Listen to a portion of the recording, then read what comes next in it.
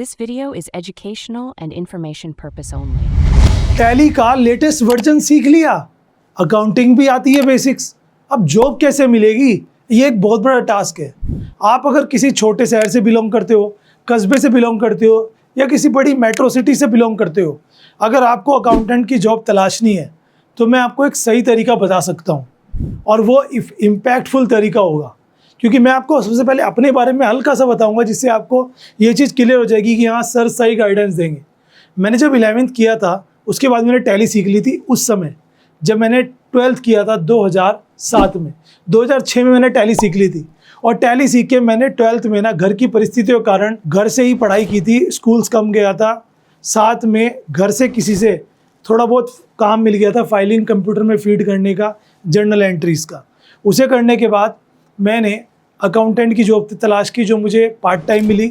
उसके बाद full time job करी मैंने। उसके बाद फुल टाइम जॉब करने के साथ साथ मैंने अपने लिंक बनाए, जैसे सीए के साथ बनाए, टैक्स लॉयर थे हमारे घर के पास उनसे बनाए। उसके बाद मुझे घर पे मैंने पैसे जोड़ के एक मतलब कंप्यूटर लगाया। कंप्यूटर क्या होता, पहले जो डिब्बे वाले चलते थे वो था बिल्कुल खटारा सा, उसमें मैं काम करता था अकाउंटिंग का टैली में।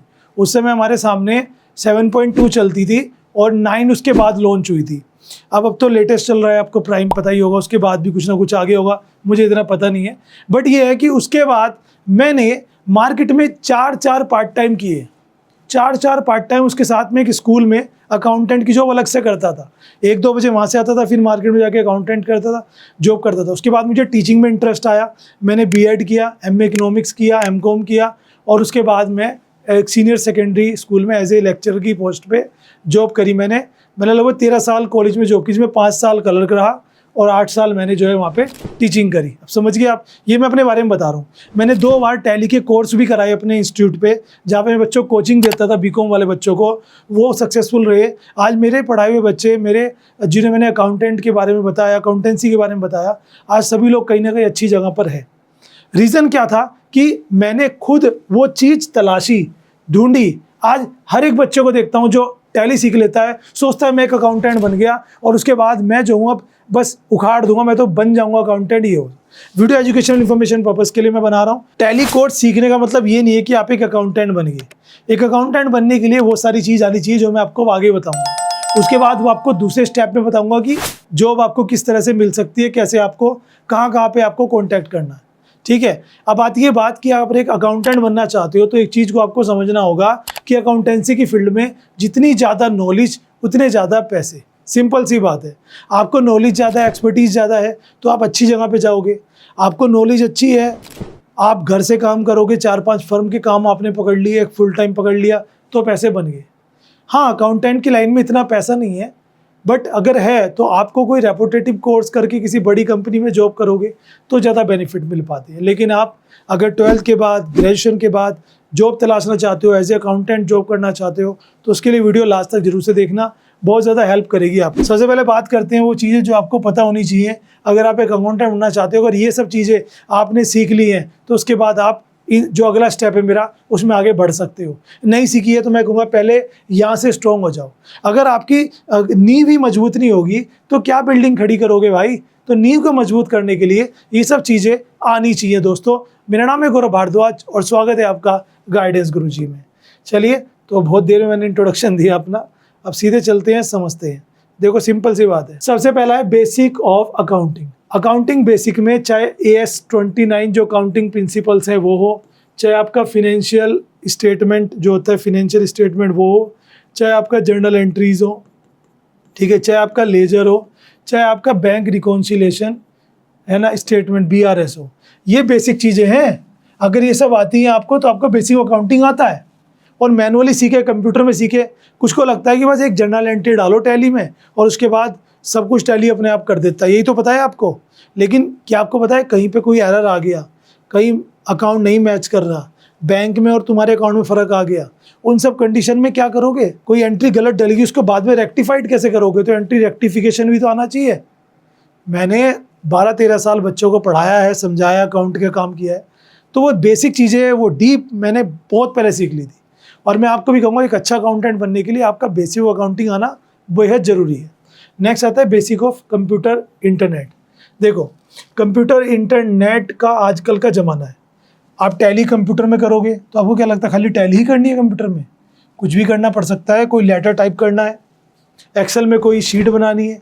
मान लो कोई कस्टमर है जो आपका बहुत टाइम से पेमेंट नहीं कर रहा, उसको माल भी जा रहा है, उसकी थोड़ी थोड़ी पेमेंट्स आ रही है, उसकी एक शीट तैयार करनी है, उस पर इंटरेस्ट लगेगा पिछले 3 महीने से जो पेंडिंग है उसका। तो उसकी शीट क्या तैयार करोगे? एक्सेल आएगा तभी तो करोगे।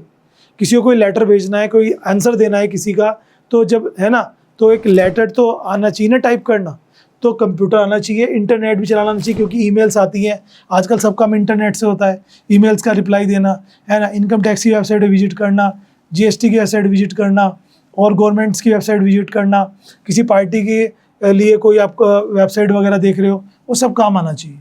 उसके बाद आता है टैली के ऑल फीचर्स लेटेस्ट वर्जन के साथ, क्योंकि आज आप जिस भी बड़ी फर्म के पास जाओगे उसके पास लेटेस्ट वर्जन का टैली होगा और उसमें आपको काम करना पड़ेगा। तो लेटेस्ट वर्जन सीख लें, जो भी आए अपग्रेड कर लें अपने आप को। एआई वाला आ गया अब तो उसका भी यूज़ कर सकते हैं। और टैली में शॉर्टकट्स वगैरह फुल फीचर्स आपको आने चाहिए। अगर फुल फीचर आपको आते हैं तो आप अच्छे से कर सकते हो। ठीक है जी।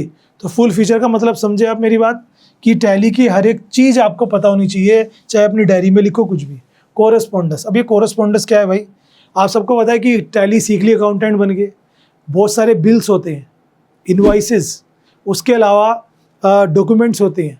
अब वो डॉक्यूमेंट्स को कहाँ संभाल के रखोगे? उसके लिए होता है फाइलिंग। फाइल कौन सी फाइल किसकी है, उसमें कैसे मेंटेन करना है, कैसे रिकॉर्ड रखना है, कैसे उसका रिप्लाई देना है। These are the correspondence. Filing, correspondence, reply, ये सब चीज़ें आपको आनी चाहिए, एक ऑफिस के लिए बेहद ज़रूरी है। और अकाउंटेंट को चीज़ें सीखनी पड़ती हैं और वो चीज़ें आपको प्रैक्टिस से आएंगी। ठीक है। आपने अगर कॉमर्स पढ़ी है तो बिजनेस स्टडीज़ करके एक सब्जेक्ट था, पहले उसको बिजनेस हम पढ़ते थे, खाली बिजनेस बोलते थे, बिजनेस स्टडीज़ है सीबीएसई आईसीएसई में, तो वो आपने पढ़ा होगा, तो उसमें आपने ये सारी चैप्टर, सारी चीज़ें पढ़ी होगी। फिर आता है जीएसटी की नॉलेज। जीएसटी के बारे में आपको पता होना चाहिए, ई वे बिल क्या है, कितने पे जीएसटी लगता है, क्या परसेंटेज लगेगी, क्या है इसकी, R3 रिटर्न कैसे जाती है, R10 वगैरह सब।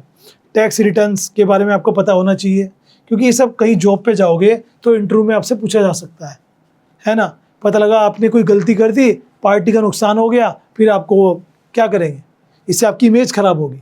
तो ये सब चीज़ें आपको सबसे पहले सीखनी है। अगर ये सब चीज़ें आपने सीख ली है तो अब बात करते हैं कि आपको जॉब किस तरह से मिल सकती है। तो पहला तरीका, सारे तरीकों का आजमा के देख लें, कोई तो लग ही जाता है ना।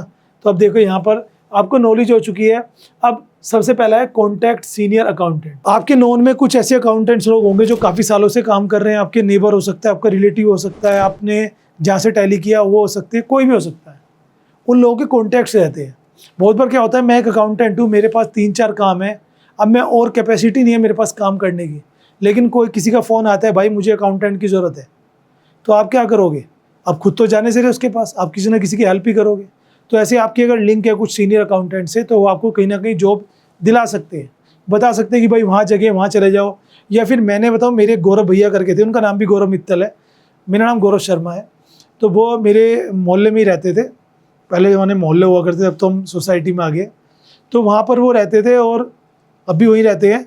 और उनके पास काफ़ी अकाउंट्स का काम था। जब उन्हें मेरे बारे में पता लगा तो तो कहने लगे घर से काम करोगे, तो वो काम ला के देते थे और मुझे, मैं घर से करके देता था। कभी कभी तो उनके घर जाके भी करता था। फिर उन्होंने एक जगह LG का एक शोरूम था, वहाँ पर भी मुझे काम दिलाया। ये उस ज़माने की बात है जब मैं 2007-8 की मैं बात कर रहा हूँ।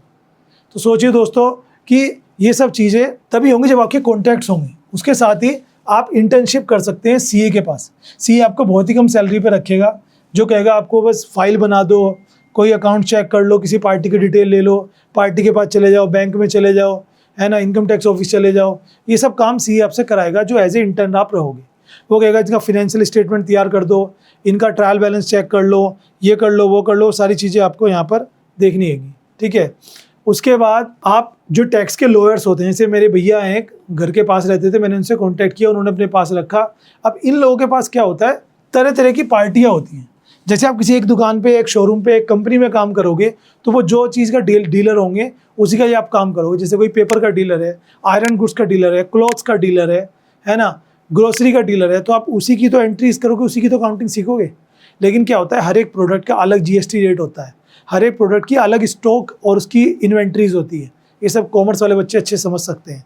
अब उनके लिए CA के पास हर तरह की पार्टीज़ होती है। किसी का आयरन का काम है, किसी का गाय का है, और सबका आप देखोगे तो आपको बहुत सारी चीज़ें सीखने को मिलेंगी। तो एक बढ़िया जरिया हो सकता है किसी सीए टैक्स के लॉयर में जिन्होंने अपना ऑफिस बना रखा है उनके पास काम करने का। जहाँ से आपने टैली सीखी है, टैली इंस्टीट्यूट के जो टीचर्स होते हैं उनके पास भी काम मिल जाता है, उनसे भी लोग कॉन्टैक्ट करते हैं कि भाई कोई लड़का दिला दो। जिस इंस्टीट्यूट से मैंने सीखी थी वहाँ पे भी काफ़ी आती थी ऑफर्स, तो वो कहते थे गौरव वहाँ चले जाओ, वहाँ जॉब मिल सकती है। एक जगह मुझे भेजा भी था, उनका काम बिगड़ा हुआ था, मैंने दिन रात लग के उनकी रिटर्न सही कराई, बट उन्होंने सैलरी कम दी थी तो मैंने छोड़ दी थी। उन्होंने मुझे एक दिन के पैसे भी नहीं दिए थे। ये सब चीज़ें हमने लाइफ में फेस किया दोस्तों, तब यहाँ पे मैं खड़ा हूँ। फिर टैली टीचर से या फिर ऑनलाइन प्रोफाइल अपनी बना लें, लिंक्डइन पे, naukri.com पे अपनी प्रोफाइल बना लें, वहाँ पे वैकेंसीज रिकमेंड होती हैं, उनमें भी अप्लाई कर सकते हो। ऐप भी आते हैं काफ़ी सारे जॉब के इंडिया में, उनके थ्रू भी जा सकते हो, बट उनमें बस चेक कर लेना जेन्युइन है कि नहीं, जिसके थ्रू आप जा रहे हो, जिस फर्म में अप्लाई कर रहे हो वो फ्रॉड तो नहीं है, कोई पैसे तो नहीं मांग रहे, कुछ हो तो नहीं। ये वो तरीके हैं जो इम्पैक्टफुल तरीके हैं। अक्सर लोग यही करते हैं जब उन्हें जॉब की नीड होती है। अगर आपको भी नीड है तो आप भी ट्राई कर सकते हो। वीडियो को जरा सी भी आपको इन्फॉर्मेटिव लगी है, सपोर्टिव लगी है, तो चैनल को सब्सक्राइब और बेल आइकन प्रेस कर देना। धन्यवाद।